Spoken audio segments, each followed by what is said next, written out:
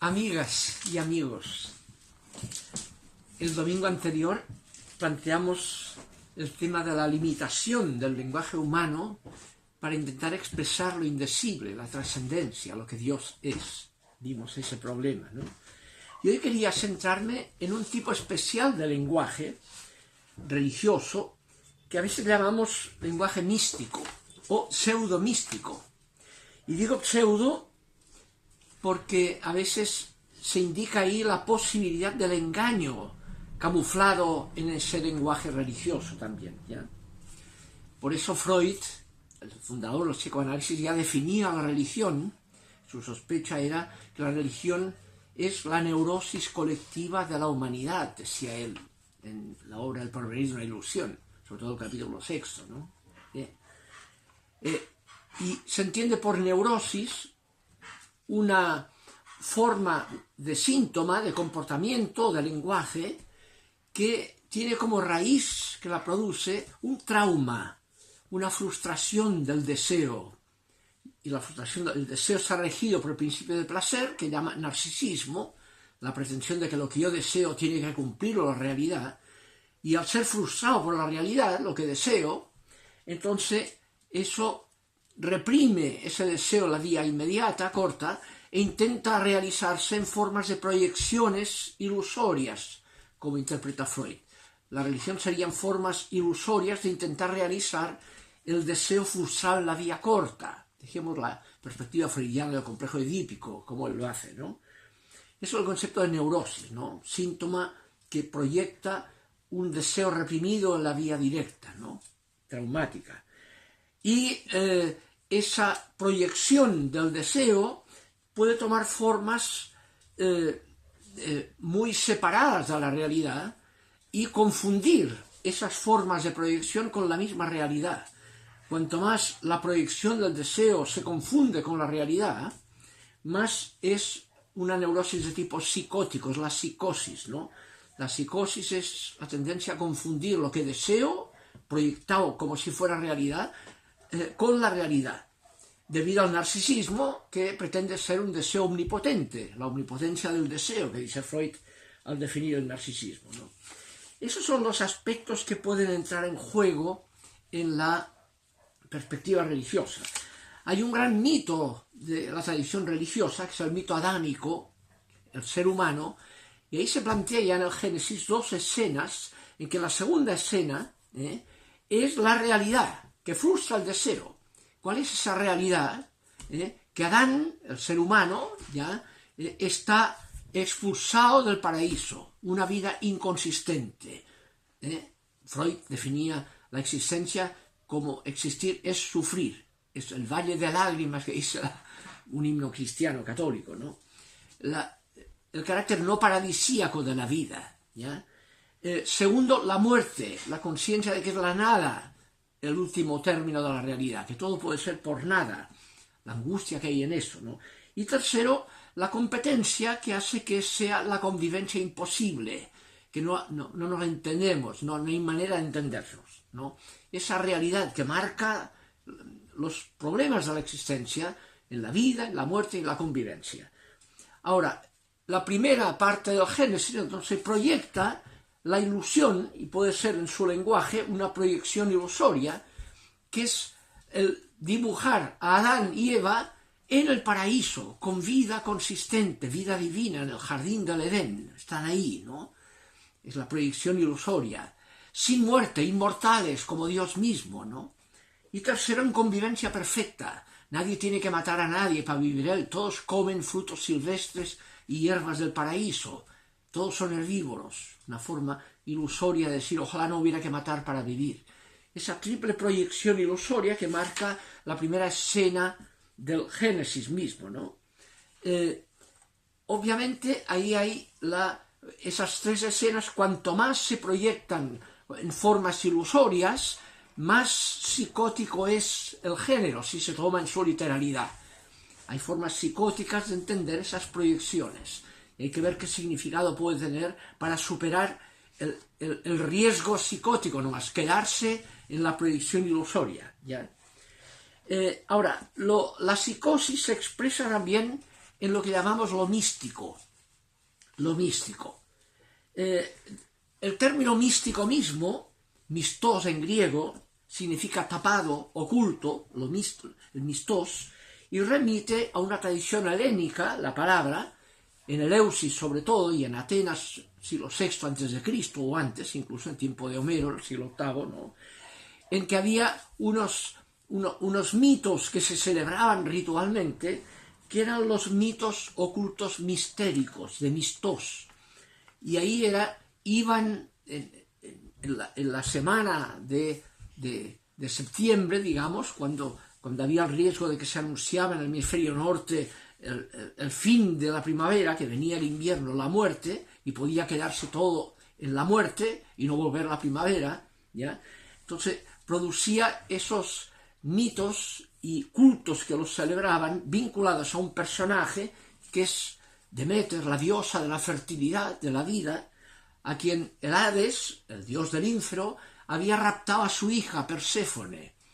Y entonces la madre Demeter deja todo infértil, ya, el riesgo de que todo sea infértil, que no haya vida, para ir a recuperar a su hija Perséfone. Y hay un descenso de Demeter para buscar a Perséfone, hasta que al final Perséfone la encuentra y vuelven a vida, y así vuelve la primavera, vuelve la vida.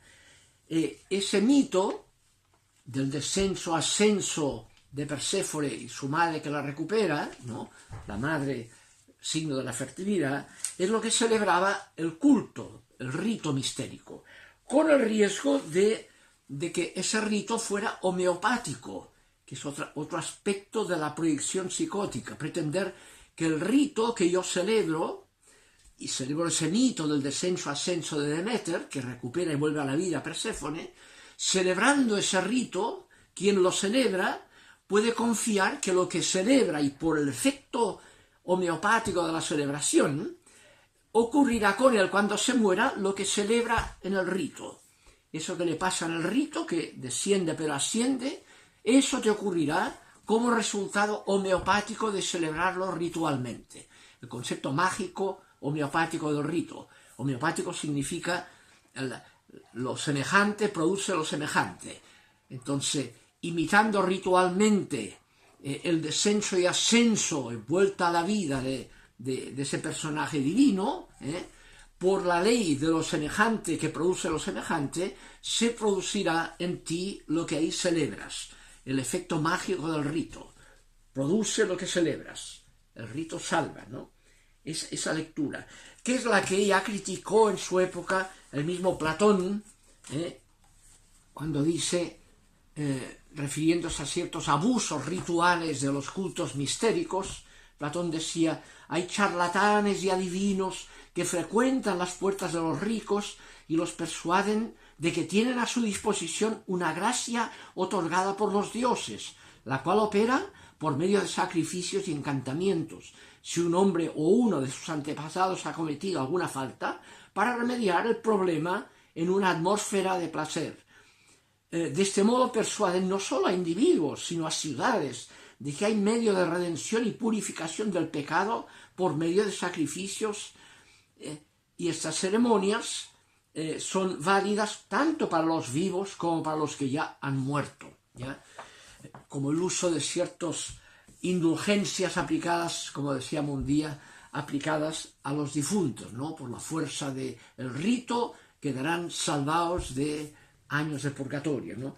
El riesgo de la utilización mágica y psicótica del rito, ¿ya? A lo cual aludía Platón ya también, ¿ya? Ahora, podríamos recurrir a algunas de esas visiones especiales más recientes, dejando los antiguos cultos mistéricos. Por ejemplo, se me ocurre el tema de José Smith, el fundador de los mormones, que narra su propia visión, que tuvo el año 1820, según esa tradición, en la ciudad de New York, en que dice lo siguiente, leo la narración de lo que vio, en que tiene características de una proyección psicótica sin duda. Dice: vi una columna de luz más brillante que el sol directamente por encima de mi cabeza, y esta luz gradualmente descendió hasta descansar sobre mí. Al reposar sobre mí la luz, vi la visión en el aire, arriba de mí, a dos personajes, cuyo fulgor y gloria no admiten descripción. Uno de ellos me habló llamándome por mi nombre y dijo, señalando al otro, este es mi hijo amado, escúchalo. Haciendo así referencia, obviamente, a la visión que narra Marcos sobre la escena de la transfiguración de Jesús, en el capítulo 9, ¿no? Sus vestidos, dice, se volvieron resplandecientes como nadie nunca ha lavado una ropa tan blanca, ¿no? Entonces, sigue Marcos, se formó una nube que les cubrió con su sombra a Pedro, Santiago y Juan, los discípulos que estaban ahí. Y vino una voz desde la nube, este es mi hijo amado, escúchenlo, exactamente lo que citará por su lado José Smith, ¿no? Aunque Marcos, a continuación, como para aterrizar en la realidad, más allá de la proyección psicótica, añade, y de pronto, mirando alrededor, los discípulos ya no vieron a nadie más que a Jesús solo con ellos. ¿Ya? La ambigüedad de las visiones, así, puede suscitar también esas proyecciones propias de psicosis como formas de manipulación, ¿ya? Funcional a intereses de poder. Ya vimos cómo Platón se quejaba de ese riesgo en el texto que leímos, ¿no? Eso vinculaba a la visión misma de José Smith, se hace funcional esa visión a intereses imperiales de Estados Unidos. Es una religión funcional a que Dios se revela en Estados Unidos y ahí da la última palabra, el punto de referencia para toda la humanidad, el centro imperial, ¿no? Algo análogo, riesgos de ese tipo, está en otro tipo de apariciones. Por ejemplo, la tradición de Fátima misma, que fue justamente el 13 de mayo de 1917, ¿ya? La primera de las 7 que irían siguiendo cada 13 de cada mes, durante 7 meses seguidos, ¿no?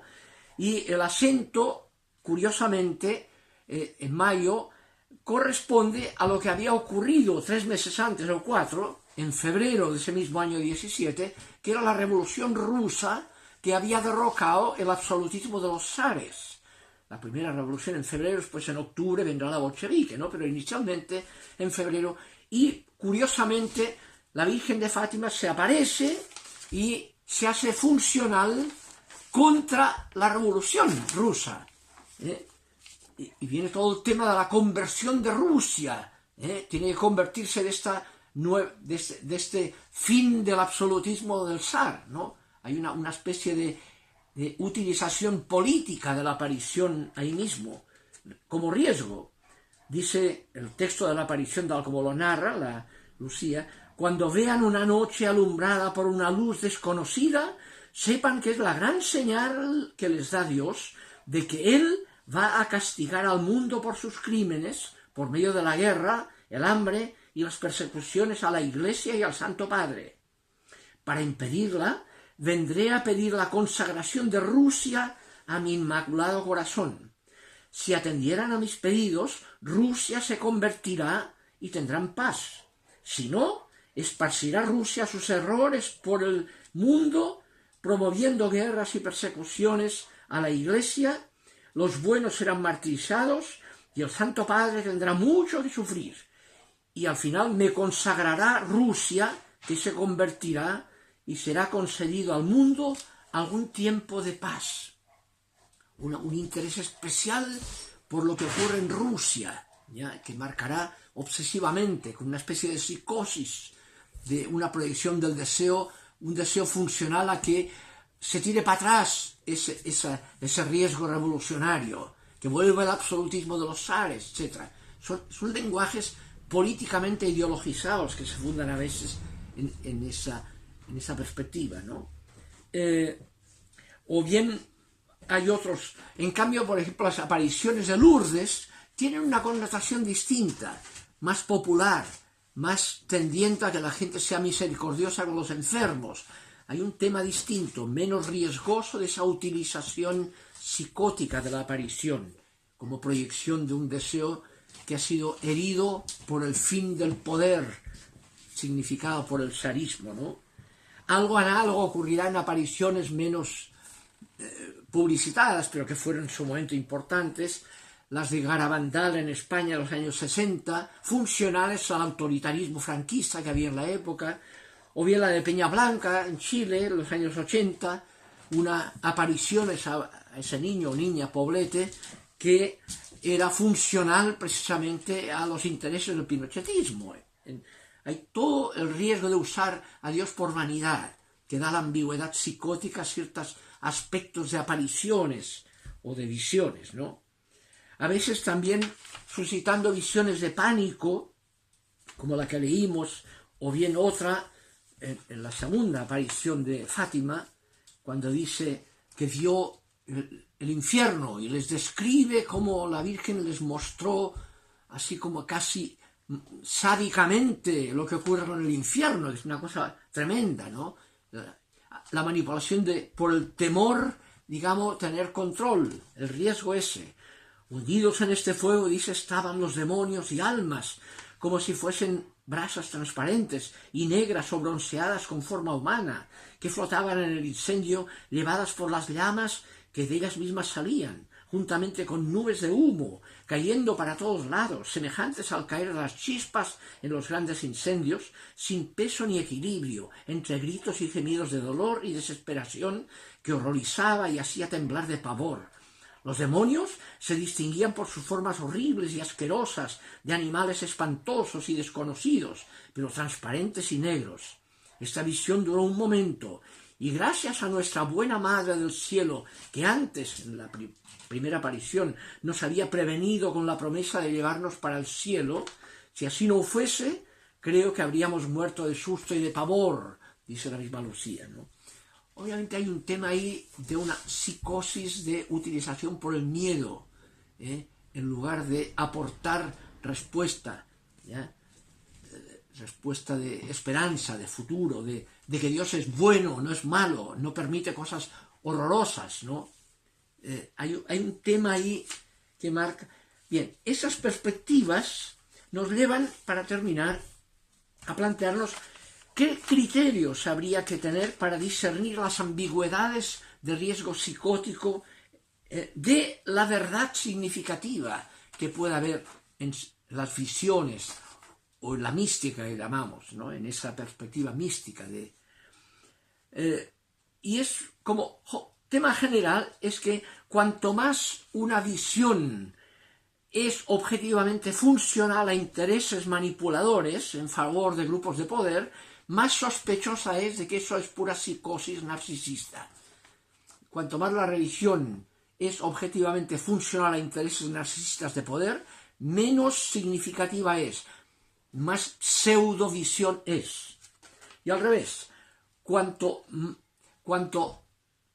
menos sospechosa es de narcisismo, más significativa es. ¿Ya? Es el tema.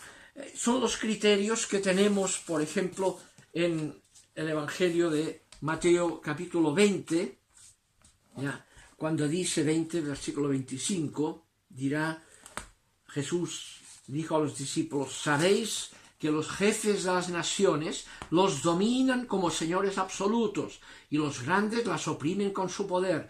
No ha de ser así entre ustedes, sino que el que quiera llegar a ser grande entre ustedes será vuestro servidor, y el que quiera ser el primero entre ustedes será vuestro servidor, vuestro esclavo.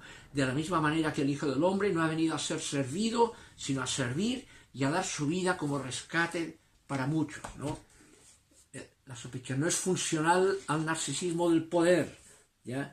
Cuanto menos funcional a eso es, más vale. Cuanto más funcional es, cuanto más sospechosa es del narcisismo, menos vale esa visión o esa supuesta experiencia mística. Lo mismo que lo aterriza en la primera carta de Juan, el capítulo 4, versículo 12. A Dios nunca lo ha visto nadie. Sospechar de apariciones. Las apariencias pueden engañar, ser pseudo. A Dios nadie lo ha visto nunca.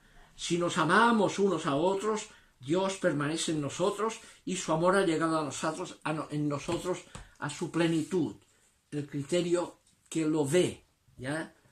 Si nos amamos, ahí está Dios. Si no, no sirven de nada las visiones. Pueden ser psicosis funcionales a otros intereses, ¿no? O bien 1 Corintios 13, un texto muy conocido, ¿no? Al comienzo, que Pablo no se fía de visiones si no tienen el control significativo. Y dice, aunque hablara las lenguas de los hombres y de los ángeles, si no tengo caridad, amor, Harris dice, soy como bronce que suena o címbalo que remite, pura apariencia. Aunque tuviera el don de profecía y conociera todos los misterios y toda la ciencia, aunque tuviera plenitud de fe como para trasladar montañas, si no tengo amor, no soy nada, no sirve.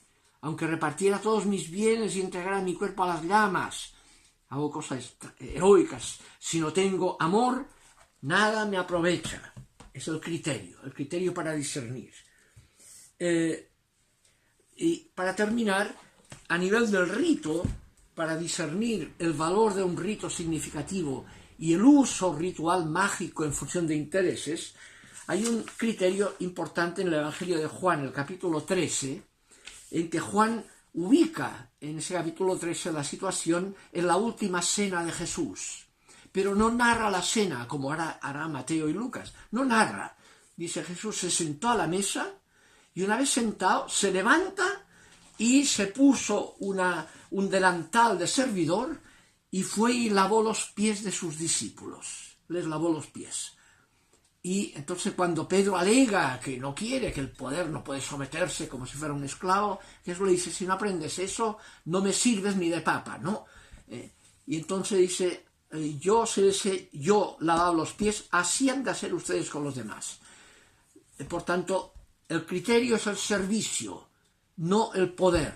El poder es siempre sospechoso de usar a Dios por vanidad, de proyecciones psicóticas que camuflan una utilización de la mística en función de intereses egocéntricos. Si no hay eso, si esa mística, esa proyección motiva al servicio realmente, ahí vale, ahí es significativa. Ese es el criterio principal de discernimiento. Bien, ojalá sirva siempre el lenguaje humano sacado del mundo para decir a Dios siempre falla, pero cuando es en esas formas psicóticas puede ser más peligroso todavía, por eso es importante rumiarlo. Estén bien, nos veremos el próximo domingo.